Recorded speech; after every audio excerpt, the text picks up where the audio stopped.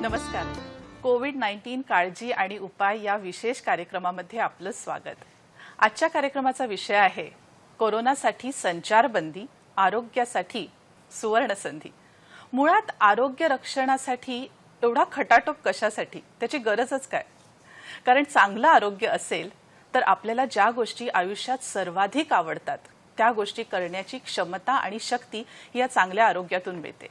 यातूनच मिळते ती ऊर्जा, स्फूर्ती आणि उत्साह सुद्धा. बघायला गेलं तर दिवसातले 24 तास सर्वांसाठी समान असतात, पण तरी सुद्धा काही जण अशी असतात की जी त्या 24 तासात बरंच काही करून दाखवतात आणि काहींना तितकंसं जमत नाही. कदाचित यामागचं कारण हेच, चांगलं आरोग्य म्हणजे सर्वाधिक ऊर्जा. जितकी जास्त ऊर्जा तितकी स्फूर्ती, तितका उत्साह आणि तितकं अधिक चांगलं कार्य. आणि यामुळेच आजच्या या कार्यक्रमामध्ये आपण याबद्दल बोलणारच आहोत. पण लक्षात ठेवा, आरोग्य म्हणजे केवळ शारीरिक नव्हे तर ते मानसिक, भावनिक सुद्धा आणि आध्यात्मिक सुद्धा. आणि या आरोग्याला आपण लक्ष दिलं पाहिजे, याच्यावर आपण लक्षात ठेवलं पाहिजे की याच आरोग्याला अति चांगलं करण्याचा प्रयत्न केला पाहिजे. जसं एक छोटासा विषाणू, त्यापासून आपल्याला काळजी करण्याचं कारण आहे की तो पसरू नये आणि त्याची लागण आपल्याला होऊ नये, त्याच पद्धतीने एक चुकीची गोष्ट किंवा चुकीची आरोग्याची सवय ही आपल्या पूर्ण आयुष्याला कधी कधी नष्ट करू शकते. आणि त्याचप्रमाणे काही चांगल्या अशा सवयी आरोग्याच्या ज्या नक्कीच आपल्याला तारक ठरू शकतात. आजच्या कार्यक्रमामध्ये आरोग्य रक्षणासाठी ही सुवर्ण संधी. पुन्हा एकदा कार्यक्रमाचा विषय सांगते, कोरोनासाठी संचारबंदी, आरोग्य रक्षणासाठी सुवर्ण संधी. तर मग आजच्या कार्यक्रमामध्ये आपण चर्चा करणार आहोत. आपल्याकडे आहेत डॉक्टर तेजस लोखंडे. नमस्कार. नमस्कार. डॉक्टर तेजस लोखंडे यांनी BAMS केलंय आणि व्यावसायिक आयुर्वेदीय चिकित्सक म्हणून गेली 11 वर्ष ते कार्यरत आहेत. मुंबई येथील नायर आणि KEM रुग्णालयात आयुर्वेद आणि संशोधन विभागात 3 वर्ष त्यांनी काम केलेलं आहे. नायर रुग्णालयात Serum institute of India Pune यांच्या रोटा व्हायरस लसीच्या चिकित्सालयीन संशोधन प्रकल्पात अर्थात क्लिनिकल ट्रायलमध्ये कार्य केलं आहे. आणि अर्थात कलेच्या माध्यमातून आरोग्य रक्षण यासाठी स्वास्थ्य रंग या उपक्रमातून अनेक कला शिबिरं, वनस्पती निरीक्षण आणि गड भ्रमंती अभ्यास मोहिमांचं आयोजन करून स्वास्थ्य रक्षणासाठी उपक्रम राबवतात. कार्यक्रमात आपल्या सर्वांचं नक्कीच सहभाग अपेक्षित आहे आणि यामुळे आजच्या कार्यक्रमात आपला सहभाग करण्यासाठी आमचे नंबर नोट करा. आमचा दूरध्वनी क्रमांक आहे 24900232 आणि STD क्रमांक आहे 022. मुंबई बाहेरील श्रोत्यांनी STD क्रमांक डायल करून मग हा पुढचा दूरध्वनी क्रमांक डायल करायचा आहे. पुन्हा एकदा सूचना आपल्यापर्यंत पोहोचू दे की प्रश्न विचारताना दूरसंचाचा आवाज थोडासा कमी ठेवा. आपला प्रश्न सलगपणे आमच्यापर्यंत पोहोचू द्या. प्रश्न विचारा सांगितल्यावर आपला प्रश्न आमच्यापर्यंत आपण पोहोचूया. आणि आजच्या कार्यक्रमामध्ये डॉक्टर तेजस लोखंडे, आपण म्हटलं आरोग्यासाठी ही जी संचारबंदी आहे कोरोनाच्या निमित्ताने झालेली, ती एक सुवर्ण संधी म्हणून आहे. तर आपल्याला का असं वाटतं की आपण याला सुवर्ण संधी म्हणावी म्हणून? सर्व लोकांना माझा नमस्कार. आणि आजच्या या विशेष कार्यक्रमामधून आपण ह्या संधीला आपण सुवर्ण संधी का म्हणावी ह्याचं थोडंसं विश्लेषण मी करू इच्छितो. की लोकांना एक फार खंत असते की ज्या वेळेला ते वर्किंग शेड्यूलमध्ये असतात किंवा त्यांच्या दैनंदिनामध्ये की मला वेळच नाही, ही मोठी तक्रार प्रत्येकाकडे असते. आणि आज योगायोगाने, मी सुदैव नाही म्हणणार, पण योगायोगाने जी आज आपल्याला सगळ्यांना संधी मिळाली आहे ती घरात थांबायची, आणि ती एक आज जागतिक पातळीवर बघता ती एक मोठी आवश्यक गोष्ट झालेली आहे. पण अशा वेळेला आपण जर का आपल्याकडे वेळ मिळतोय आणि ज्याची आपल्याला एका काळी तक्रार होती की आज मला खरंच वेळ मिळत नाही किंवा मला वेळ काढता येत नाही, तर आज आपल्याकडे मुबलक वेळ आहे.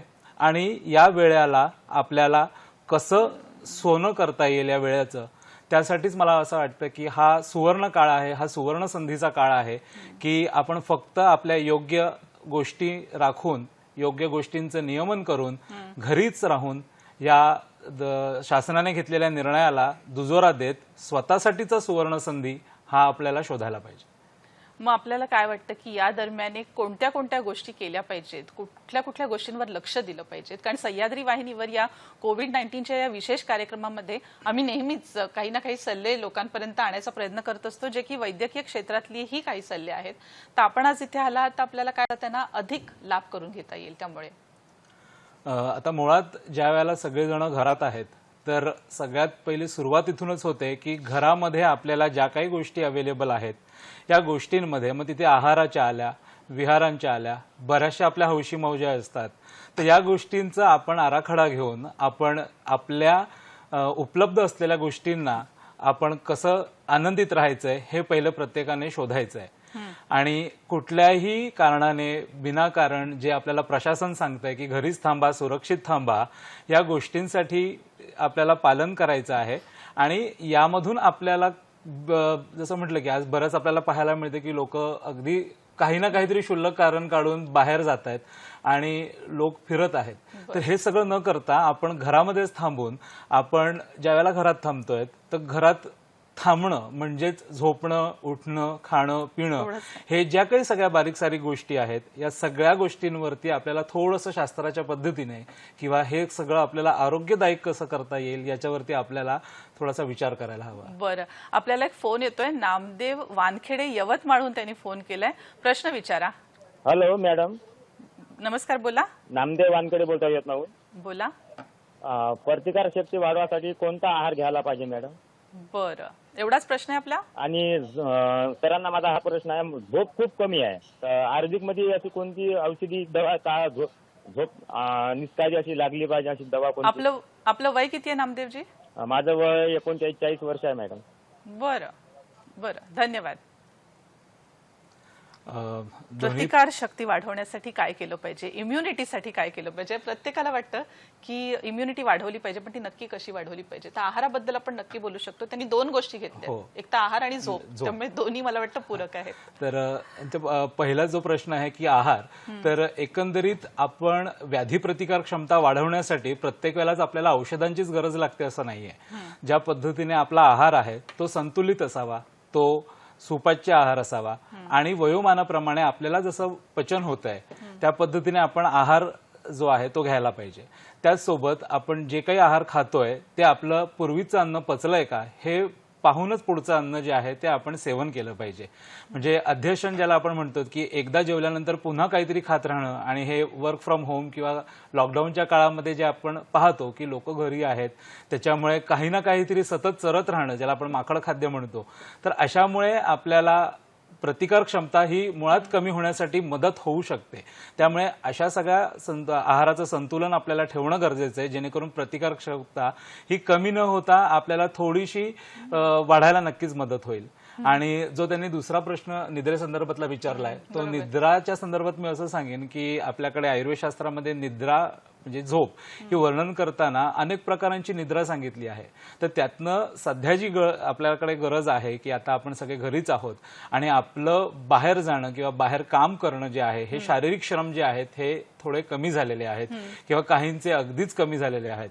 तर अशा वेळेला आपण काय करू शकतो, तर घरामध्ये आपण कुठल्या ना कुठल्या तरी वेगवेगळ्या कामांमध्ये व्यस्त राहात, जेणेकरून आपल्याला थोडासा श्रम होईल आणि आपल्याला असं श्रम झाल्यानंतर आपण व्यवस्थित आहार घेतल्यानंतर ह्या दोघांचं जेव्हा आपल्याला संतुलन चांगल्या पद्धतीने राखता येईल त्यावेळेला आपल्याला निद्रा म्हणजे जी झोप आहे ही निद्रादेवी खरंच चांगल्या पद्धतीने आपल्यावरती प्रसन्न होऊ शकते. बरोबर. आणि तसं बघायला गेलं त्यांचं वय त्यांनी सांगितलं 39 आहे. म्हणजे व्यवस्थित झोप यायला खरं हरकत नाहीये. कुठल्याही वयामध्ये खरं व्यवस्थित झोप यायला हरकत नाहीये बघायला गेलं तर. पण कधी कधी आपल्याला चिंता काळज्या असतात, त्याचा आपण खूप काही गोष्टींचा विचार करतो, म्हणूनही कदाचित निद्रेच्या आहारी आपण जाऊ शकत नाही सहजपणे. तर कधी कधी तुम्ही म्हणालात तसं आहारावर, आता आपण म्हणालात माकड खाद्य या दृष्टीने ना एक जंक फूड म्हणतात, तर काही जणांचं म्हणणं आहे जंक फूड हे फूड नसतंच, ते फक्त जंक असतं. बरोबर. आणि त्यामुळे आहाराच्या बाबतीत आपण थोडीशी माहिती आपल्या दर्शकांना देऊया की योग्य आहार कसा असावा, त्याची वेळ कोणती असावी. आणि आपण जसं आता म्हणालात की सतत चरत राहणं चांगलं नाहीये, कारण एक वेळचा आहार आपला डायजेस्ट झाला पाहिजे. तर ह्यासाठी आपण काय सांगू शकू सर्व वयाच्या लोकांसाठी?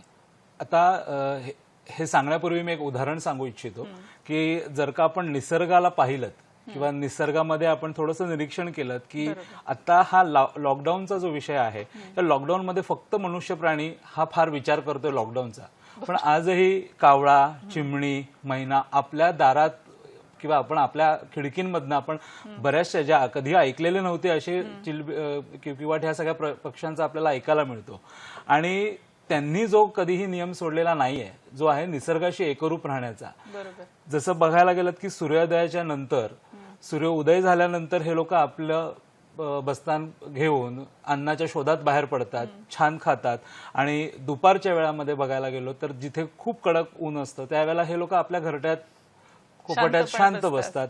आणि संध्याकाळची वेळ झाली की ज्यावेळेला सूर्य अस्त व्हायला लागतो त्यावेळेला हे आपल्या पुन्हा संध्याकाळचं जे खाद्य आहे हे शोधण्यासाठी जातात.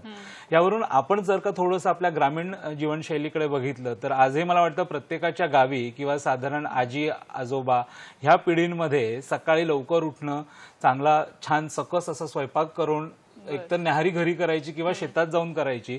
म्हणजे न्याहारी ह्यालाच आपल्याकडे पूर्ण आहार असा म्हटलेला आहे की आपण सकाळी जर का खातोय तर ते पूर्ण असायला पाहिजे. भरपेट आपण ज्याला म्हणतो, आदल्या रात्रीचं जेवण हे त्याचं पचन झालं आहे हे पाहून आपण त्याच्यातनं सकाळी आपला नाश्ता झाला पाहिजे, ज्याला जेवण आपण म्हणू शकतो. आणि दुपारच्या वेळामध्ये आपण थोडंसं हलकं, जर का भूक लागली असेल तर काही हलके सुपाच्य पदार्थ आहेत. पदार्थांच्या बाबतीत आपण थोडंसं नंतर येऊया त्याच्यावरती. आणि संध्याकाळच्या, आता हा जो सुवर्ण संधी काळ म्हणण्याचं कारणच आहे की जसं आता आहार कुठल्या वेळात घ्यावा, तर आपण ज्या वेळेला दर दिवशी कामावर आहोत किंवा वर्किंग शेड्यूलमध्ये आपल्याला त्या गोष्टींचे जे काही वेळ आहे त्या पालन करता येत नाही. पण आज सगळेच जण आपण घरी आहोत, त्यामुळे जसं लवकर उठे आपण म्हणतो तसं सकाळी एक छानपैकी भरपेट नाश्ता करायचा, जेवण करायचं, दुपारी हलकं वेळेत उठायचं. हो, कालच आपल्या ब्रह्ममुहूर्तावर उठणं तो विषय झालाय म्हणून मी त्याच्यात पुन्हा जात नाही त्याच्यात. आरोग्यासाठी हा एक काळ सुवर्ण संधी कसा असू शकतो याबद्दल आजच्या कार्यक्रमामध्ये आपण चर्चा करत आहोत. विश्रांतीच्या दरम्यान आपल्याला एक फोन आलाय. भरत शिंदे नाशिकहून फोन केलाय त्यांनी. भरतजी, आपला प्रश्न विचारा. प्रश्न असा आहे मॅडम की आता लॉकडाऊनच्या काळामध्ये प्रत्येक जण घरात आहे, बरोबर, आणि प्राणायाम म्हणजे कुठल्या प्रकारचे प्राणायाम केले पाहिजे आणि कुठल्या प्रकारचे पेय घेतले पाहिजे की जेणेकरून इम्युनिटी पॉवर वगैरे वाढून जाईल? बर, धन्यवाद. प्राणायामाच्या संदर्भात की जसं आता त्या शब्दातच आहे की प्राण आणि आयाम. प्राण म्हणजे प्राणांचा व्यायाम, ह्याला आपण प्राणायाम म्हणतो. तर एकंदरीत आपलं वय पाहता आपण जर का त्याच्यात कुठला सराव करत असाल तर आपण नित्यनियमाने जसा अनुलोम विलोम ह्या गोष्टी करतो, पूरक आहे, कुंभक आहेत, तर आपण प्राणायाम हा नक्कीच करावा आणि निश्चित करावा, जेणेकरून आपल्या फुफ्फुसांचे जे रोग आहेत किंवा फुफ्फुसांची ताकद आहे ही वाढून आपली शारीरिक व्याधी प्रतिकारक क्षमता आहे ही आपल्याला वाढवण्यासाठी निश्चितच मदत होईल. आणि यासोबत जसं तुम्ही त्यांनी दुसरं पेय म्हणाले, ते पेय विविध पेय या काळामध्ये, आता विविध पेय जर का व्याधी प्रतिकार क्षमता वाढवण्यासाठी आपल्याकडे आपल्या आयुष मंत्रालय यांच्या निर्देशनानुसार आपल्याकडे ज्या काही गोष्टी सांगितल्या आहेत, मला असं वाटतं की आपण एक सुजाण नागरिक म्हणून किंवा आपल्या प्रशासनाने जे आपल्याला आदेश दिलेले आहेत त्याचं निश्चित पालन करणं हे प्रत्येकाचं कर्तव्य आहे. त्यामुळे आपण कुठेही न भरकटता ज्याकडे आपल्या आयुष मंत्रालयाने आपल्याला दिलेले जे काही गायडन्स आहेत त्याचा निश्चित प्रत्येकाने स्वतःसाठी वापर करावा. आणि गरज वाटल्यास आपल्याला काही त्रास होत असेल तर कुठलाही प्रयोग करण्याआधी आपण आपल्या जवळच्या किंवा नजीकच्या कुठल्याही वैद्यांचा सल्ला हा आवर्जून घेणं जास्त महत्वाचं आहे. बरोबर आहे. पण या काळामध्ये, कारण पुन्हा एकदा आपण हाच विषयावर येतो की हा उष्णतेचा काळ आहे, थोडासा वेगळा सीझन आहे आता, तर कुठली पेय अवॉइड करावी किंवा घेऊ नये असं काही सांगू शकतो का आपण या दरम्यान लोकांना?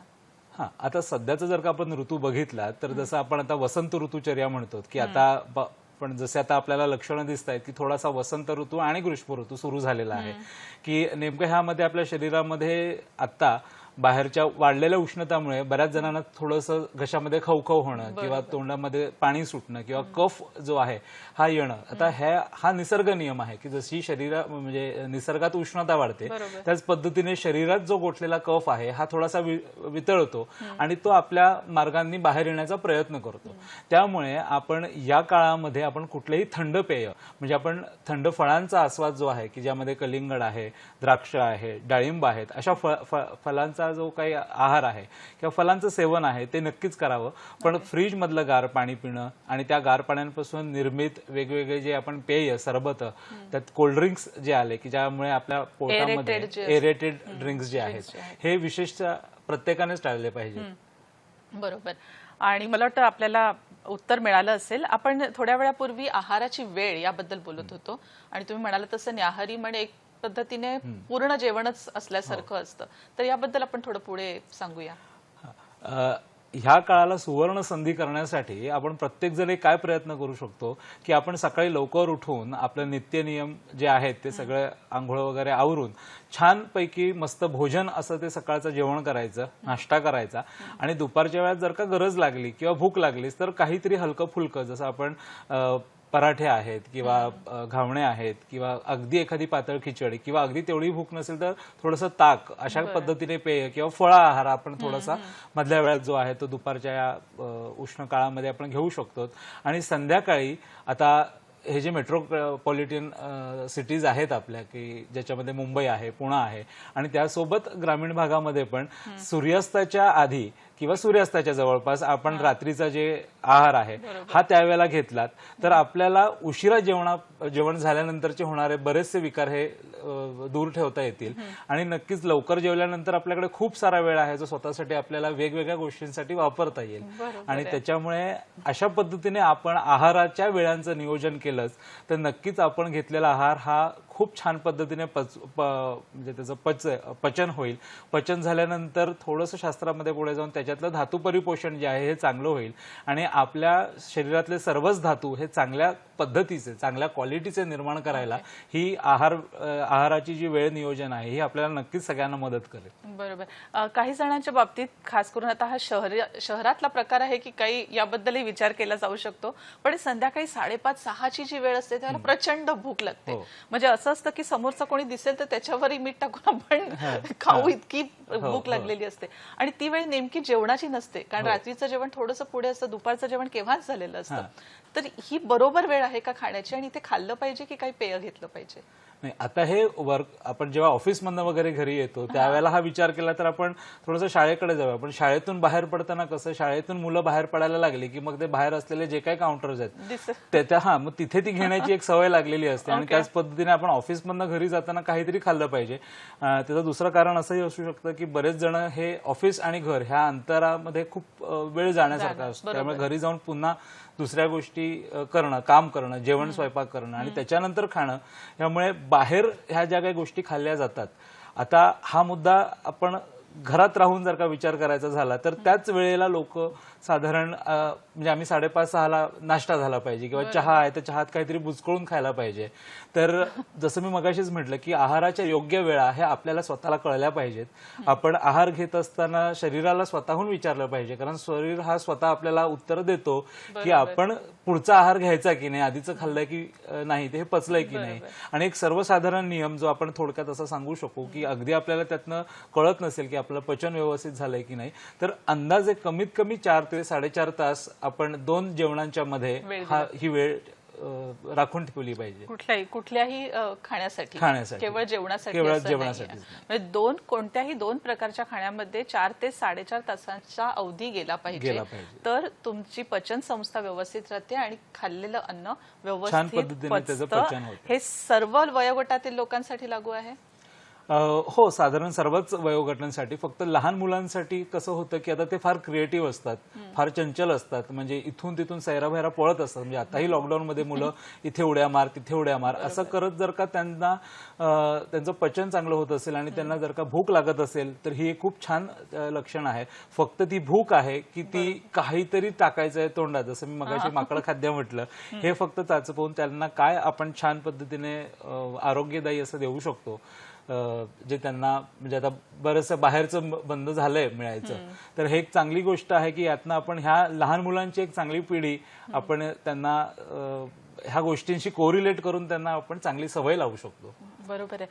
आता हा जो काळ आहे कोविड-19चा आणि हा लॉकडाऊनचा काळ खास करून, तर या काळामध्ये सरकारच्या तर्फे खूप प्रयत्न चाललेत की जे अन्न आहे किंवा फळभाज्या आहेत, धान्य आहे, हे लोकांपर्यंत पोचावं, त्यांना ते व्यवस्थित मिळावं, हा पूर्णपणे प्रयत्न चालू आहे. आणि मधल्या काळातली जी सप्लाय चेन जी आहे तेही व्यवस्थित यामध्ये आपलं प्रयत्न चालू ठेवतात आणि मदत करतात. पण तरी सुद्धा काही गोष्टी सहजासहजी मिळतीलच असं नाही. तर अशा परिस्थितीमध्ये मग आपण आपला पौष्टिक आहार कसा ठेवावा, एक सकस आणि पौष्टिक आहार आपण कसा मॅनेज करावा? आता कसं आहे की आता ज्या काही गोष्टी आपल्याकडे सध्या घरात उपलब्ध आहेत, तर हा फक्त थोडासा सुगृहिणींना एक मोठा चॅलेंज असतो की त्याच गोष्टी वापरून पुन्हा पुन्हा नवीन नवीन काय काय वेगवेगळं करायचं. तर मी असं सांगेन की खाणाऱ्यांकडे एक सौंदर्याची वेगळी दृष्टी असते की त्यांना म्हणजे तोच वडा आहे, तोच पाव आहे किंवा तेच वरण आहे, तोच भात आहे. तर हे सगळं तुम्ही कसं ताटात मांडताय आणि ते कसं प्रेझेंटेबल करताय. तर थोडक्यात त्याच्यावर सांगायचं झालं की अगदी गव्हाचं पीठ आहे, तर ह्या गव्हाचं पीठ आपण फक्त ते कणिक म्हणून चपाती करू शकतो का? तर त्याच्यामध्ये जर का आपण थोडंसं पातळ त्याला केलं किंवा गुळाचं पाणी करून त्याच्यात जर का गव्हाची कणिक टाकली तर आपण गुळाचे पोळे काढू शकतो. त्यातच थोडंसं म्हणजे समजा वाटीभर आपण गव्हाचं पीठ घेतलं आणि त्यात एक पाव वाटी रवा टाकून त्याच्यामध्ये ओवा, जिरा असं या सगळ्या गोष्टी टाकून, म्हणजे हे सुगृहिणींना थोडक्यात कळत असावं मी काय म्हणतोय, की थोडंसं फॉर्म्युलेशन त्याचे चेंज केले तर आपण त्या एकाच बेसिक पदार्थापासून नवनवीन क्रिएटिव्ह पदार्थ करू शकतो. जसं आता तांदूळ झाला तर तांदूळाची आपण पेज करू शकतो, तांदूळाची खीर करू शकतो, तांदळाचे वेगवेगळे भाताचे जे प्रकार आहेत की त्यामध्ये अगदी आपण घरगुती खातो तसा की पुलाव झाला, बिर्याणी झाली, व्हेज बिर्याणी आहे, नॉनव्हेज बिर्याणी आहे, त्याच्यामध्ये टॅमरिंड राईस म्हणजे आपण जे चिंचेचा जसं साऊथ इंडियन एक क्युझिन आहे त्याच्यामध्ये. घरात ज्या काही गोष्टी उपलब्ध आहेत आपल्याकडे तर त्याच्यात आपण छान तोंडी लावायला जसं लोणचं आपण करतो की आता समजा कोणाला चांगली कैरीच मिळाली तर कच्च्या कैरीचंही लोणचं आपल्याला करता येण्यासारखं आहे, ज्यातला एक आंबा डाळ हा प्रकार आहे. त्याच्यामध्ये घरात नुसतेच जर का काळे मनुके असतील आणि समजा चिंच लागलीच तुमच्या घरात कुठे डब्यात मिळालीच तर ह्या दोन्ही गोष्टी मिळून थोडा वेळ ते भिजवून ठेवून त्याला आपण मिक्सरमधून त्याचा पल्प काढून त्याच्या चवीपुरतं जसं मीठ आहे, ओवा पावडर, जिरा पावडर आहे, ह्या सगळ्या गोष्टींनी आपण जसं चवीप्रमाणे आपल्याला तिखट हवा आहे, गोड हवा आहे, अशा पद्धतीने व्हेरिएशन्स करू शकतो. आणि हा बेसिक पदार्थ तयार झाल्यानंतर म्हणजे आता सांगायला गेलं तर खूप आहे त्याच्यात की ज्वारीचं पीठ आहे, बाजरीचं पीठ आहे. पण मला एक सांगा, काही घटक असे असू शकतात का की जे नित्य नेमाने आपल्या आहारामध्ये असले पाहिजेत रोजच्या रोज किंवा बहुतांशी प्रमाणात? अच्छा, परिपूर्ण आहार जर का सांगायचा झाला तर आपल्याकडे षडरसात्मक आहार म्हणजे आपले जे मधुर, आम्ल, लवण, तिक्त, कटू, कषाय हे जे 6 रस आहेत की ह्या 6 रसांचा त्याच्यामध्ये समावेश असला पाहिजे. त्याच्यामध्ये आपलं थोडंसं आंबटही पाहिजे, म्हणजे तिथे तुम्ही लिंबूचा वापर करू शकता. तिखट तर प्रत्येकाकडे असतंच पण ते एका बेताबचं असलं पाहिजे. मधुर रस जो आहे हा प्रत्येकालाच आवडीचा आहे, प्रत्येकालाच प्रिय आहे. तर अशा पद्धतीने गोड आपण काहीतरी सोबत करणं किंवा अशा सगळ्या गोष्टींचा गोड रोज खाल्लं पाहिजे का, हा एक प्रश्न अनेकांच्या मनात असतो की गोड बऱ्याच जणांना आवडतं पण ते रोज खावं का, किती प्रमाणात खावं, आणि गोड म्हणजे नक्की काय, साखर, गुळ की ज्यातून जसं फळांमधूनही आपल्याला फ्रुक्टोज मिळू शकतं. तर गोड प्रमाणात खावं हे माहितीये पण हे रोज खाल्लं तर चालेल का? हो, जसं मी म्हटलं की आता षडरसात्मक आहार हा आपल्याला दैनंदिनीसाठी हवाच आहे, कारण शरीरातले धातूंचं जे काही पोषण आहे हे होण्यासाठी आपल्याला मधुर रसाची फार गरज असते शरीराला धातू निर्मितीसाठी. फक्त जसं आता तुम्ही म्हणालात की कोणी किती खावं, तर हा एक थोडा वैयक्तिक प्रश्न होतो की ज्याच्यामध्ये अनेक रुग्ण असतील की ज्यांना डायबिटीजचा त्रास आहे किंवा साखरेचे विकार आहेत. तर अशा व्यक्तींनी नक्कीच त्यांच्या वैद्यकीय सल्ला घेऊनच किंवा त्यांना जे काही दिलेले डायरेक्शन्स आहेत त्यांच्या डॉक्टरांनी ह्याचं तर काटेकोरपणे पालन झालंच पाहिजे. आणि कोणतीही गोष्ट अति सर्वत्र वर्ज्यते आपण जसं म्हणतो की सगळ्याच गोष्टींचा भडीमार हा शरीरावरती मोठ्या प्रमाणात नको. अच्छा, बरोबर. आपल्याकडे फोन येतोय, विवेक गोडबोले पुण्याहून त्यांनी फोन केलाय. विवेकजी, प्रश्न विचारा. प्रश्न असा आहे की बऱ्याच वेळा आपण खाल्ल्यानंतर 1-2-2.5 तासाने पुन्हा भूक लागल्यासारखं वाटतं. तर खरी भूक आणि खोटी भूक असा एक त्याच्यामध्ये कन्सेप्ट आहे, तर त्याचं जरा विश्लेषण करता येईल का डॉक्टर तेजसना? बरं. नाही, खूप चांगला असा हा त्यांनी खूप प्रश्न विचारला normal प्रश्न आहे. आहे. आणि खरं तर हा मला विचारण्यापेक्षा हा प्रत्येकाला विचारला पाहिजे की काय रे बाबा, मला खरंच भूक लागली आहे का. कारण होतं कसं की आपण काहीतरी एका वेळेला छान चमचमीत खातो किंवा जेवतो आणि त्याच्यानंतर कोणीतरी असं कपभर आईस्क्रीम दिलं किंवा फ्रूट सॅलड आहे, आता हे जे काही डेझर्ट्स फॉर्म मध्ये लोक खाण्याच्या मार्गावर असतात, तर हे बघून तुम्हाला आतून भूक लागते की जिभेला भूक लागते. आणि जसं मी म्हटलं की आपण साधारण 2 प्रमुख जेवणांच्या मध्ये साधारण 4 ते 4.5 तासाचा अवधी हा शरीराला दिला पाहिजे. कारण आपण नुसतं ते डंप करतो, पण शरीरामध्ये त्याच वेळेला आपले पाचक स्त्राव जे आहेत हे स्त्रवित झाले पाहिजेत, त्याचं पचन झालं पाहिजे, तर त्याचं मेटाबॉलिझम चांगलं होईल आणि मग शरीरामध्ये आपल्याला त्याच्यातनं चांगले रिझल्ट्स बघायला मिळतील. अदरवाईज जर का त्याचं पचन झालं नाही तर ते त्रासदायकच आहेत. तर अशा माध्यमातून आपल्याला अनेकदा स्वतःला कळतं की हे खाल्ल्यानंतर आणि 1-2 तासाने आपण लगेच काहीतरी खातोय तर आपल्या शरीरामध्ये आंबट ढेकर आपल्याला जाणवतंय का, किंवा पोटात गॅस जाणवतोय का, किंवा छातीत थोडंसं जळजळल्यासारखं वाटतंय का. तर अशा काही लक्षणांना आपण स्वतःला निरीक्षण करणं, स्वतःचं निरीक्षण करणं, स्वतःला वेळ देणं की अशा सगळ्या गोष्टी अशा सगळ्या शेड्यूलने झाल्या तर आपल्याला त्याचा काय फरक पडतो हा प्रत्येकाने थोडासा पण आपल्याला आत्मनिरीक्षणाचा बरोबर आहे. पण आपल्याला असं वाटतं का की ही भूक जी आता ते म्हणाले की जेवल्यानंतर पुन्हा लागते, ही जास्त मानसिक आहे आणि त्याचा खरोखर ऍक्च्युली भुकेशी संबंध नाहीये, तर अशा वेळी काय करावं? आपण आपलं डायव्हर्जन करावं, पाणी प्यावं? नाही, पुन्हा म्हणजे पाणी पिणं हाही त्याच्यावरचा तसा विशेष उपयोग नाही, उपाय नाही. कारण कसं आहे की पाणी ही आपल्याकडे संतुलित प्रमाणातच शरीरामध्ये असलं पाहिजे. कारण जसं मी मगाशीच म्हटलं की अति सर्वत्र वर्जते, तर पाण्यानेही आपण जर का तिथे ती फक्त भूक मिटवतोय, पण जिथे आपल्याला कळतं की ती मानसिक भूक आहे तर तिथे आपण स्वतःच्या मनाला जर का समजावलं की आता हे माझ्यासाठी चांगलं नाही, ह्याने मला त्रास होणार आहे, म्हणजे की जिथे आपण मानसिक डिसिजन्स घेऊ शकतो की आपल्याला दिसते समोर आग आहे तर तिथे आपण स्पर्श करणार नाही, कारण आपल्याला माहिती आहे त्याचा त्रास होणार आहे. तर ही थोडीशी स्वतःवरची संयमता जी आहे ही आपल्याला ठेवणं फार गरजेचं आहे. आणि तेवढं मानसिक संतुलन आपलं खाण्याच्या बाबतीमध्ये फार ठेवणं गरजेचं आहे. आणि मला वाटतं स्वानुभवातून नक्की हे सांगू शकते की आपल्याला कदाचित ह्यासाठी थोडासा अवधी स्वतःलाच द्यायची गरज असते. 2, 3, 4 दिवस, कदाचित 1 आठवडाभर झाला की आपोआप आपल्या लक्षात येतं की आपल्याला आता कोणतीही दुसरी भूक लागत नाहीये. जी कडकडून लागलेली भूक आहे त्याच वेळी आपण जेवण जेवलं पाहिजे. आणि हे आग्रहाने दरवेळेला सांगितलं जातं. कोरोनासाठी संचारबंदी आणि आरोग्यासाठी सुवर्ण संधी या विषयावर आपण आज चर्चा करत आहोत. आणि आपल्याकडे विश्रांतीच्या दरम्यान फोन आला. विष्णू आजगावकर हे बोरिवलीहून यांनी फोन केला. विष्णूजी प्रश्न विचारा. हॅलो, हा बोला. माझं नाव विष्णू आजगावकर. मला प्रश्न असा विचारायचा आहे की दही आणि ताक या 2 गोष्टी आयुर्वेदाच्या दृष्टीने घ्यायच्या की नाही आणि किती प्रमाणात. आणि दुसरा प्रश्न असा आहे की दह्यामध्ये फळं घालून घेतलं तर चालतं का, म्हणजे योगर्ट टाईप करून, फ्रूट योगर्ट. अच्छा, ओके, धन्यवाद. मी त्यांचं वय विचारलं नाही, पण मला वाटतं त्याचा काही संबंध असू नये. सर्वसाधारण आपण त्याच्यावरनं दृष्टिकोनातून दही आणि ताक, आता आपल्याकडे दुधापासून तुपापर्यंतचा जो सगळा प्रवास आहे त्यामध्ये मुळात फरक काय पडतो तो संस्काराचा, की दूध तापवल्यानंतर त्याच्यावरती साय येते आणि अशा पद्धतीने किंवा दुधाचं विरजण घातल्यानंतर दही तयार होतं. तर ह्या दुधाच्या वेगवेगळ्या बाय प्रोडक्ट्सचं जे गुणधर्म आहेत हे वेगवेगळे आहेत. आणि दही आणि ताक, आता ह्या दोघांबद्दल सांगायचं झालं तर अनेकांना फार असं गोजिरं दिसणारं दही हे फार गोड आहे, फार थंड आहे, कारण ते थंड खाण्याची आपल्याकडे सवय आहे. तर तसं खरंच नाहीये. दही हे तसं बघायला गेलं तर खरंच गरम आहे.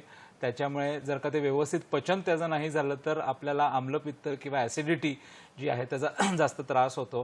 त्यामुळे आणि ज्यांना विशेष कफाचा त्रास आहे तर त्यांनाही दह्यामुळे कफ वाढण्याची किंवा कफाचे विकार वाढण्याची जास्त शक्यता असते. त्यामुळे अशा व्यक्तींनी दही हे आवर्जून टाळावं. पण ज्यांना खाण्याची सवय आहे आणि त्यांना ते योग्य पद्धतीने पचन होतं तर त्यांनी साधारण दही घेण्याची हरकत नाही. दुसरं म्हणजे ताक जो आहे, आता ताक जे आहे ते ताक आपल्याकडे एक वेगळ्या पद्धतीचं, जसं आपण मठ्ठा ज्या कन्सिस्टन्सीने घेतो, आपल्याकडे ताक म्हटल्यानंतर ते अपेक्षित आहे आणि हे ताज्या आणि गोड दह्यापासून ते बनवलेलं असावं. साधारण समजा 1 ग्लास पाणी घेतलं तर त्याच्यात 1.5 ते 2 चमचे दही हे छान पद्धतीने आपण रवीने घुसळून आणि मग त्याच्यामध्ये यथावश्यक तसं आल्याचा रस किंवा आल्याचा किस आहे, कोथिंबीर आहे, पुदिना आहे किंवा धने जिरे आहे, ह्यांना भाजून त्यांची पूड आपण त्याच्यामध्ये टाकून सैंधव मीठ घालून हे घेऊ शकतो. तर असं जे छान आरोग्यदायी ताक आहे हे जेवणानंतर आणि विशेषतः दुपारच्या रात्री वगैरे ताक सुद्धा घेऊ नये आणि जेवण झाल्यानंतर हे ताक घेतल्यानंतर आपला आहार पचन होण्यासाठी खूप मदतीचं ते ठरतं. बरोबर. आणि त्यांनी अजून एक प्रश्न विचारला की दह्यामध्ये फळं घालावीत का? जसं एक योगर्टची पद्धत असते, फ्रूट योगर्ट म्हणतात, त्या पद्धतीने मला वाटतं कदाचित तसं अपेक्षित असावं त्यांना, पण ही पद्धत बरोबर आहे का? नाही, याच अनुषंगाने मी त्यांना एक थोडंसं वेगळं उत्तर असं देईन की आपल्याकडे जो विरुद्ध योग सांगितला आहे किंवा विरुद्ध आहार सांगितला आहे त्यातनं हे घटक असे काही आहेत की ज्या 2 गोष्टी तशा बघायला गेल्या तर ते चांगल्या आहेत, पण दोघांचा एकमेकांशी संपर्क आला किंवा एकमेकांच्या योगाने ते आपण वापर त्याचा केला तर निश्चित त्याचा आपल्याला शरीरावरती हानिकारक परिणाम किंवा आरोग्यदायी नाही आपण असं थोडक्यात ते म्हणूया. त्यामुळे जसं आता दह्याबाबतीत त्यांनी विचारलं तर मी एक साधारण 3 गोष्टी सांगतो की दूध आहे, मीठ आहे आणि फळं आहेत. ह्या तिघांचं कुठल्याही पद्धतीने परस्पर कॉम्बिनेशन करून खाऊ नये. दूध, फळं आणि म्हणजे दूध आणि फळ. आता ह्याचं एक उत्तम उदाहरण म्हणजे फ्रूट सॅलड. आणि आता येत्या काळामध्ये पण आपल्याकडे आता आंबे मार्केटमध्ये यायला लागले, लोकांना मिळत आहेत ते. तर कुठल्याही पद्धतीचा आंबा जो आहे त्याचा आमरस करताना हा चांगला फक्त थोडासा पाणी घालून त्याच्यामध्ये चांगला तो कुस्करून करावा. फळ आणि दूध, कुठलंही फळ आणि दूध हे एकत्र घेणं टाळावं. दूध आणि मीठ, म्हणजे आता दूध आणि मीठ हे एक विरुद्ध संयोग आहे. आता दुधात मीठ कोण टाकतं, पण अनेकांना थोडासा आश्चर्याचा असा धक्का बसेल की मी जर का म्हटलं तर सकाळी आपण जो चहा घेतो, संध्याकाळी जो चहा घेतो त्या चहामध्ये दूध असतं आणि त्याच्यात बुचकळणाऱ्या प्रत्येक पदार्थामध्ये तितकंच मीठ असतं. मग ती चहा चपाती असू देत, क्रॅकजॅक असू देत किंवा कुठलंही खारी मारी टोस्ट, हे ज्या सगळ्या गोष्टी आहेत त्या त्याच्यामध्ये आपल्याला पाहायला मिळतात. आणि तिसरा संयोग ह्यातनं जो होणारा की फळं आणि मीठ, फळांवरती मीठ टाकून खाणं हे तसं बघायला गेलं तर हेही एक विरुद्ध आहार आहे. पण हे सैंधव मीठ असलं तरी सुद्धा सैंधव मीठ आपल्याला अगदी अल्प प्रमाणामध्ये वापरायला हरकत नाही, पण ज्या पद्धतीने फळं जी आहेत त्यांचा जो आपल्याला आस्वाद आहे किंवा त्याच्याने म्हणजे फळं खाल्ल्यानंतर आपल्या शरीराला जी लगेच तरतरी येते, रस धातू जो आहे शरीराचं त्याचं परिपोषण होतं, ह्या गोष्टींसाठी आपण फळं जी आहे ती अशीच ताजी कुठलाही पदार्थ त्यावरती न टाकता विशेषतः घेतली जास्त बरं. त्यांच्या प्रश्नाचं आपण उत्तर एक शेवटचा एक पॉइंट घेऊन सांगूया की त्यांनी विचारलं होतं की दिवसातून किती वेळा तर दही ताक हे किती वेळा घेऊ शकतो. म्हटलं ना की आहाराच्या बाबतीतही आपल्याला कुठला पदार्थ किती वेळा खायचा आहे हा पहिली गोष्ट, आपल्याला आहाराच्या वेळा आपल्या ज्या आहेत त्या ठरल्या असल्या पाहिजे. आणि दुसरी गोष्ट जसं मी म्हटलं की दही हे उष्ण जरी असलं तरी ते पचायला जड आहे, अभिषंधी आहे, म्हणजे शरीरामध्ये चिकटून राहणार आहे. त्याच्यामुळे त्याचा वारंवार उपयोग होणार नाही ह्याचा एक आरोग्यदायी विचार सगळ्यांनीच केला पाहिजे. आणि ताक जसं मी म्हटलं की ताक आपण दुपारच्या जेवणानंतर घेतलं त्याचा जास्त चांगले परिणाम आपल्याला दिसतात. बरं, आता आपण आहाराबद्दल बोललोय, आता थोडंसं शारीरिक व्यायामाबद्दलही बोलूया. मगाशी एक प्रश्न होता ज्यामध्ये त्यांनी प्राणायाम बद्दल विचारलं होतं, पण ओव्हरऑल वर्जिश जशी म्हणतात, कसरत जी म्हणतात, जी सध्याच्या काळामध्ये हा एक प्रश्न वारंवार येतोय की पूर्ण होऊ शकत नाहीये, तर त्याबद्दल आपण थोडंसं की व्यायाम कोणी किती करावा. आता लोकांचं कसं झालंय की आम्ही खातोय पण ते जिरवायचं कसं. आता ज्यावेळेला आपण दैनंदिनी आपल्या कामामध्ये व्यस्त असतो त्यावेळेला आपली शारीरिक हालचाल होत असते, त्याच्यात मानसिक विचार होत असतात आणि ह्या सगळ्या गोष्टींमुळे आपल्या एक शरीराला फिजिकल एक्झर्शन जी आहे त्याची सवय पडते. पण खरं सांगायला गेलं तर ते आपण बघितलं तर ते एक्झर्शन असतं आणि ती एक्सरसाइज नसते. त्यामुळे आत्ताच्या काळामध्ये आपण घरी जर का आहोत, आपण घरीच थांबून आपल्याला आपल्या वयोमानाप्रमाणे आपण सवयीप्रमाणे की जर का आपल्याला व्यायामाची सवय आहे का किंवा आपण व्यायाम करत होतो का हे बघून आपण स्वतः निर्णय घेतला पाहिजे की आपल्याला कुठला व्यायाम करायचा आहे. आणि कुठला व्यायाम करताना जसं की आता एक तरुण वर्ग आहे किंवा त्याच्यावरचा जर का आपण वृद्ध वर्ग बघितला तर अनेकांना कदाचित सांध्यांचे प्रॉब्लेम्स आहेत, संधिवात आहे, असे वेगवेगळे विकार असू शकतात. तर त्यांनी कुठलाही अट्टहास न करता की आता मी घरी आहे आणि मला वजनच कमी करायचं आहे म्हणून मी खूप काहीतरी एक्स्ट्रा केलं पाहिजे.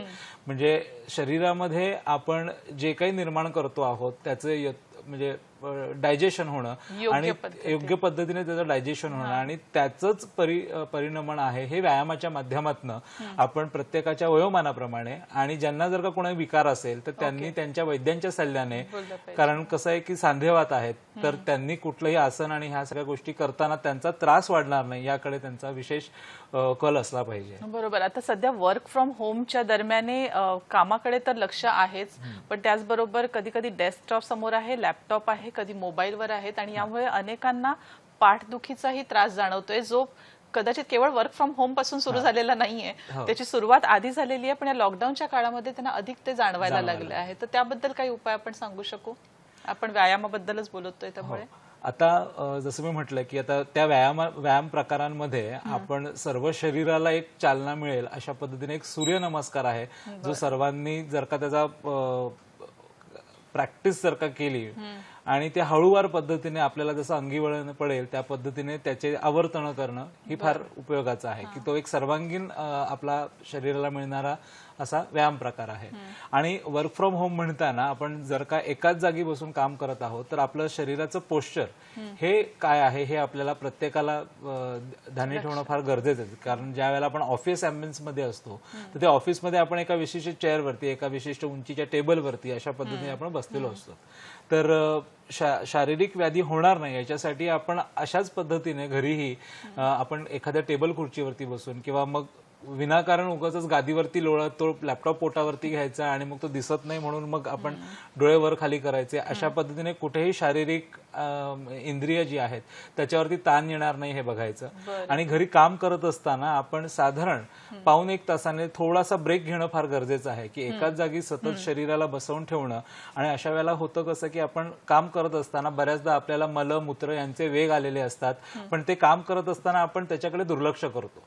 तर आपल्या शास्त्रामध्येही सांगितलेलं आहे की कुठलंही वेग जे आहे ते त्याचं विधारण करू नये.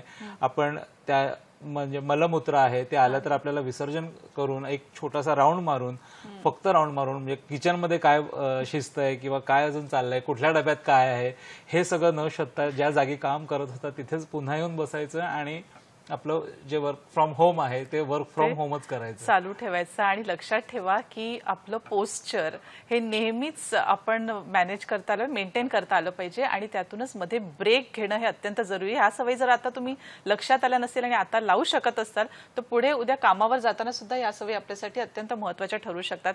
या विश्रांतीपूर्वी आपण थोडंसं बोलत होतो व्यायामाबद्दल, तर आपण योगासनांबद्दल थोडंसं पटकन बोलूया. मला असं सांगावं असं वाटेल की योगासनं म्हटली की लोक जे आहेत ही आसनांकडेच डायरेक्ट वळतात की कुठली आसनं आहेत आणि हे मला काय करता येईल त्यातनं.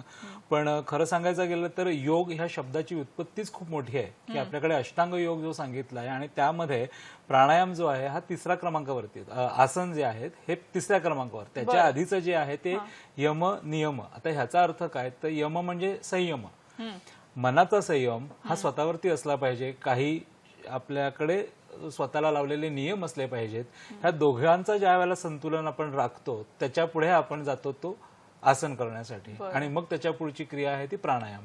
आता संयम आणि नियम ह्याच्यातनं मला एवढंच सांगायचं आहे की आपण फक्त स्वतःच्या शरीरासाठी आसन करून किंवा प्राणायाम करून तेवढ्या मोजक्या वेळामध्ये आपल्याला खरंच आरोग्य मिळणार आहे का? कारण जसं आपण योग म्हणतो की त्याची व्याख्या अशी आहे की चित्तवृत्ती निरोधः, की आपले जे मनाच्या विषयांमध्ये वेगवेगळ्या वृत्त्या आहेत यांचं त्याग करणं म्हणजे योग. आता संयम म्हणजे काय की त्याच्यामध्ये सांगितलेले जे प्रकार आहेत की अहिंसा, त्या अहिंसाचं आपण पालन केलं पाहिजे. आता बऱ्याचदा आपण ह्या कोरोनाच्या प्रादुर्भावात पाहतोय सगळेच की लोक थोडेसे पॅनिक होत आहेत, पोलीस प्रशासनावरती आहेत, डॉक्टरांवरती हिंसात्मक ऍक्शन्स होत आहेत, बऱ्याचशा चोरीच्या काही आपल्याकडे माहिती त्यातनं मिळतात की ही दुकानं फुटली, ते दुकानांमधून चोरी झाली. तर आणि बरंचसं आता घरी बसल्या बसल्या लोकांकडे काय आहे तर अनेक सोशल माध्यमं आहेत की ज्यातनं मेसेजेस येत आहेत, व्हिडिओज येत आहेत आणि आपल्याला माहिती नाही की ते खरंच सत्य आहे का. तर असत्याला पोषण न देता किंवा असत्याचा विचार म्हणजे सत्य असत्य हे आपल्याला कळलं पाहिजे. म्हणजे इथून सुरुवात होते योगासनांची. बरं, म्हणजे हे झालं तर त्याच्यानंतर याबद्दल आपण बोलूया. नितीन दिवटे यांचा फोन आहे. नितीनजी प्रश्न विचारा. हॅलो बोला. मॅम, माझा असा प्रश्न आहे हं, की सध्या लॉकडाऊन आहे हं. तर ऍसिडिटीचं प्रमाण हे जास्तच वाढलंय माझं. तर यासाठी आयुर्वेदिक काही उपचार आहेत का, घरगुती काही? आपला प्रश्न नीट मला कळला नाही, पुन्हा व्यवस्थित विचारा. आता सध्या लॉकडाऊन आहे तर घरीच बसून आहे, त्याच्यामुळे ऍसिडिटी आहे ना ते ऍसिडिटी जास्त वाढली. झाली. बरं, तर त्याच्यामुळे आयुर्वेदिक काही म्हणजे उपचार काही करता येईल का? उपचार करू शकतो. बरं, ठीक आहे. ऍसिडिटी होते घरीच राहून. घरी राहणं मला वाटतं ऍसिडिटी हा सध्याच्या काळातला सर्वात मोठा प्रॉब्लेम व्हायला लागलाय अनेक लोकांचा. त्यातला सर्वात मेन उपाय म्हणजे की ज्या हेतूंनी आपल्याला त्रास होतोय तर निदान परिवर्जन हे आयुर्वेदाने सगळ्यात पहिली चिकित्सा सांगितली आहे की ज्या गोष्टींनी आपल्याला त्रास होतोय त्या गोष्टींचं त्याग करणं म्हणजे चिकित्सा. आता एकंदरीत त्यांच्या आपल्याला शेड्यूल पूर्ण माहिती नाही किंवा त्यांना तो त्रास कुठल्या विशेष काही खाण्यातून होतोय का किंवा वेळेंचं पालन नीट होत नाहीये का. तर एक सर्वसाधारण मी एवढंच सांगेन जसं मगाशी सांगितलं होतं की आपण आपल्या आहारांच्या वेळांचं जे आहे ते नियोजन करा. आपण जे पदार्थ घेत आहेत ते सध्याच्या काळामध्ये आपल्याला व्यवस्थित पचतायत याची काळजी घ्या. ते फार गरम, उष्ण, तिखट हे जे पदार्थ आहेत, आंबवलेले पदार्थ आहेत, ह्या सगळ्या गोष्टींचा त्याग करा. थंड पाणी फ्रीज मधलं वगैरे आपण पित असाल किंवा जेवणानंतर आपण काही त्याच्यावरती पुन्हा पुन्हा खात असाल तर ह्या गोष्टी आवर्जून टाळा. कारण एकदा गेलेलं अन्न जे आहे पोटामध्ये हे पचन व्हायला काही वेळ लागतो आणि ते पचन होण्याआधीच जर का आपण त्याच्यावरती जेवण जे आहे ती आपण टाकी भरत गेलोत तर कुठलंही जेवण जे आहे हे त्याचं पचन होत नाही. ते एका जागेला थांबतं, ते कुजायला लागतं आणि मग त्याच्यामधलं आम्लत्व जे आहे ते वाढायला लागतं.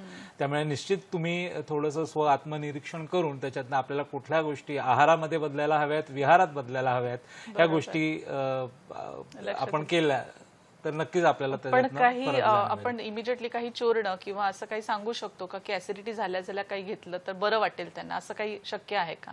नाही, मी तेच म्हटलं की आता ऍसिडिटी आपण जर का विचार केला तर हा खूप मोठा एक विषय होऊ शकतो की त्यातलं जे वाढलेलं पित्त आहे, आम्ल रसाचं पित्त आहे, हे कशा पद्धतीने वाढतं आहे. म्हणून म्हटलं की जर का आपलं नित्य नियम आणि सेवन जर का आपण रेग्युलरेट, कारण बऱ्याच जणांना दही रोज खाण्याची सवय असते किंवा बऱ्याच जणांना जेवणानंतर खूप पाणी पिण्याची सवय असते. तर ह्या बारीक सारीक ज्या गोष्टी आहेत त्याच्यातनंही आपल्याला बदल जर का केला तर आपल्याला आपला त्रास हा लांब ठेवता येतो. थोडक्यात सुरुवातीला मी म्हटल्याप्रमाणे आरोग्य हे केवळ शारीरिक नाही तर मानसिक, भावनिक आणि आध्यात्मिकही असतं आणि आपल्या आरोग्याबद्दल आपण थोडीशी जाणीव ठेवणं आणि त्याबद्दल आपण थोडं स्वतःकडे लक्ष देऊन आपल्याला काय सुटेबल आहे, काय नाही, आपल्याला काय जमतं, आपलं आपण करू शकतो, हे सर्व बाबतीत आपण थोडंसं नियमन केलं तर मला वाटतं ते सहज शक्य होऊ शकतं.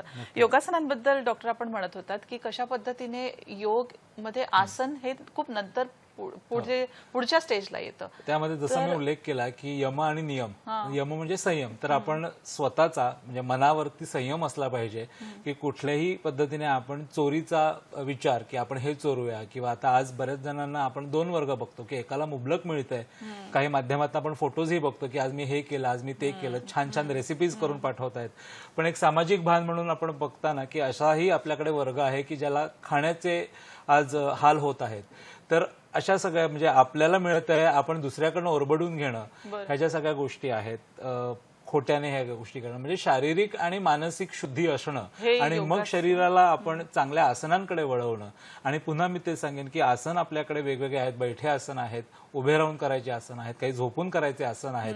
पण हे सगळं करत असताना आपल्याला शारीरिक साथ किती मिळते हे आपण ठरवून आणि त्याच पद्धतीने आपण वैद्यकीय सल्ला हा प्रत्येकाने घेणं गरजेचं आहे. आहारावर चर्चा झाली, आपल्या शारीरिक व्यायामावर चर्चा झाली आणि आता थोडासा विचार करूया छंद जोपासण्याबद्दलही. कारण हा एक काळ आहे जो तुम्हाला मिळालेला आहे, थोडासा वेळ आहे तुमच्याकडे, तर हे का जरुरी आहे? अशा हॉबीज, असे छंद जोपासणं हे प्रत्येकाने का करावं असं आपल्याला वाटतं? मग आता घरीच थांबून आहोत तर मग आपण काय करायचं? आणि बऱ्याच जणांना असं वाटतं की हे मला जमणारं नसतं, ते मला जमणारं नसतं, किंवा हे मला येत नाही आणि ते मला आवडत नाही. तर हा एक आत्मनिरीक्षणासाठी मिळालेला खूप चांगला वेळ आहे. म्हणूनच मी ह्या विषयाला सुवर्ण संधी असं संबोधतोय की आपण घरी थांबून आपण प्रत्येकामध्ये एक दडलेला कलाकार असतो. मग त्यामध्ये फक्त आपण गरज असते ती आपल्याला कुठली कला येते किंवा आपल्याला त्याच्यामधनं काय स्वतःला वेगळं ठरवता येतं. मग अशा पद्धतीने तुम्हाला जर का काही तुमचे राहिलेले म्हणजे वेळेअभावी तुम्हाला तुमचे छंद जोपासता आले नसतील किंवा आता वेळ आहे आणि काही गोष्टींची आवड असेल, मग ती कुठल्याही गोष्टीची असू दे, अगदी एखाद्याला स्वयंपाक करायला वेळ मिळत नसेल आणि आता त्याला स्वयंपाक करायला मिळतोय, हा एक छंद होऊ शकतो. किंवा त्याबद्दल तुम्हाला काही वाचन करायला आवडतं, तुम्हाला लिखाण करायला आवडतंय किंवा तुम्हाला छान चित्रकला करायला आवडते. तर ही जी सगळी माध्यमं आहेत हे सगळं करत असताना म्हणजे प्रत्येक जणाने हे अनुभवलं आहे की आपण ज्यावेळेला असं काहीतरी वेगळं आवडीचं करतो, चित्र काढतोय किंवा गाणी ऐकतो, त्याला नक्कीच आपण एका वेगळ्या फेजमध्ये शरीराला आणि मनाला घेऊन जातो आणि तिथे आपल्याला कुठल्याच दुनियाचे विषय जे आहेत त्याच्यापासून आपल्याला थोडीशी परावृत्तता जी आहे ती मिळते. त्यामुळे हा जो आत्मिक आनंद आहे हे सगळं सोबत असणं फार महत्वाचं आहे. त्यामुळे वेगवेगळ्या छंदांची जी काही जोपासना आहे हे प्रत्येकाने केली पाहिजे.